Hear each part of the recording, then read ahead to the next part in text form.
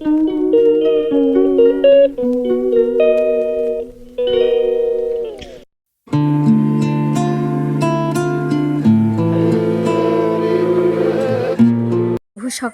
আমার সকল বন্ধুকে, আশা করি আমার সকল বন্ধু অনেক ভালো আছে। চলে এসেছি আজকেও নতুন রান্না নিয়ে।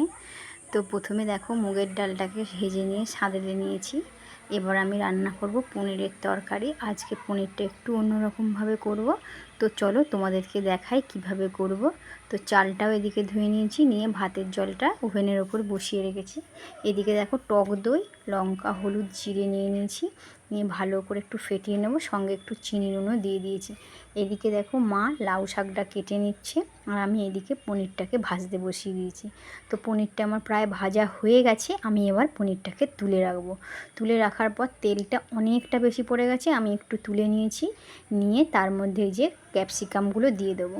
এদিকে টমেটোটাও বেটে রেখেছি, ক্যাপসিকামগুলো প্রথমে কড়াতে দিয়ে দেবো। দেওয়ার পর ক্যাপসিকামটা বেশি ভাজবো না, ভাজবো আধ ভাজা করে। তারপরে আমি ওর মধ্যে টমেটোটা দিয়ে দিয়েছি আধ ভাজা হয়ে যাওয়ার পর। তো টমেটোটা দিয়ে ভালো করে ক্যাপসিকামের সঙ্গে মিশিয়ে নিলাম। নেওয়ার পর এবার আমি ওই ফ্যাটানো টক দই, মশলা মেশানো টক দইটা আমি দিয়ে দেবো। তো চলো এটা আমি আবার দিয়ে দিই। দেখো কড়াতে দিয়ে দিলাম, দিয়ে আমি এবার এটাকে ভালো করে মিশিয়ে নেবো, এবং বাটিতে যেটুখানি লেগে আছে সেটা আমি জল দিয়ে ধুয়ে ওর মধ্যে দিয়ে দেবো। দিয়ে তারপরে আমি মশলাটাকে কষাতে দেবো। তো এর মধ্যে কোনো আমি আলু ব্যবহার করছি না, শুধু পনির দিয়েই করব। তো রান্নাটা ভীষণই খেতে টেস্টি হয়। তোমাদের যদি ভালো লেগে থাকে এই রান্নাটি একবার বানিয়ে দেখো, ভীষণই খেতে ভালো লাগবে। তো এদিকে দেখো হাঁড়িতে আমি চালটাও দিয়ে দিয়েছি, দিয়ে আমি পনিরটা ওর মধ্যে রেখে গ্যাসের টেবিলটা পরিষ্কার করে মুছে নিয়েছি। কাটার সময় অনেকটা জল পড়েছিল। তো দেখো মশলাটা দিয়ে একদম তেল ছেড়ে দিয়েছে। এবার আমি পনিরটা ওর মধ্যে দিয়ে দেবো, দিয়ে খানিকক্ষণ একটু নেড়ে চাপা দিয়ে রেখে দেবো স্টিমে। তারপরে দেখবে কালারটা কত সুন্দর আসে। তো দেখো আমি খানিকক্ষণ চাপা দিয়ে রাখার পর এই যে এই অবস্থা এসেছে। তো পনিরটা হয়ে গেছে, আমি নামিয়ে নিয়েছি। এবার আমি ওই যে তেল মেছেছিল সেই তেলটা ঢেলে দিলাম, দিয়ে আমি ওর মধ্যে আবার শাক চচ্চড়ি করব হচ্ছে কুমড়ো শাক চচ্চড়ি। তো কুমড়ো শাকের যেসব আনাজগুলো লাগে, ঝিঙে, কুমড়ো, আলু, কচু, তো বেগুন সব দিয়ে ভালো করে আমি ভেজে নেবো সবজিটা।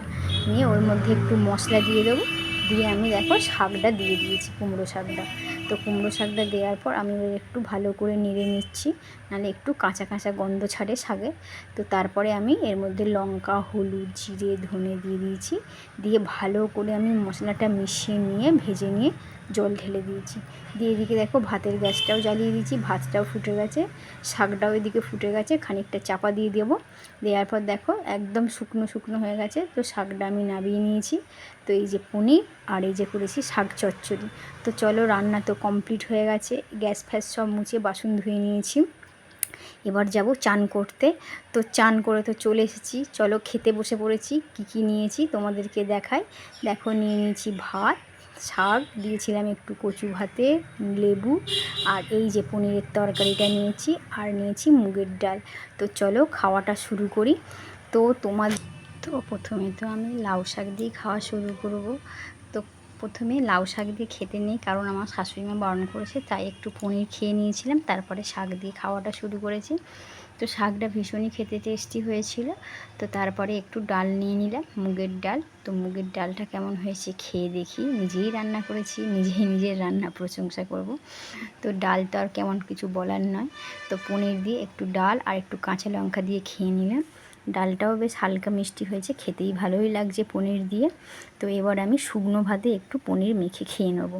তো ডাল দিয়ে খেয়ে নেওয়ার পর পনিরটা একটু শুকনো ভাতে মেখে খেয়ে নিচ্ছি। খেতে ভীষণই টেস্টি হয়েছে। তো আমার তো খাওয়া কমপ্লিট হয়ে গেছে।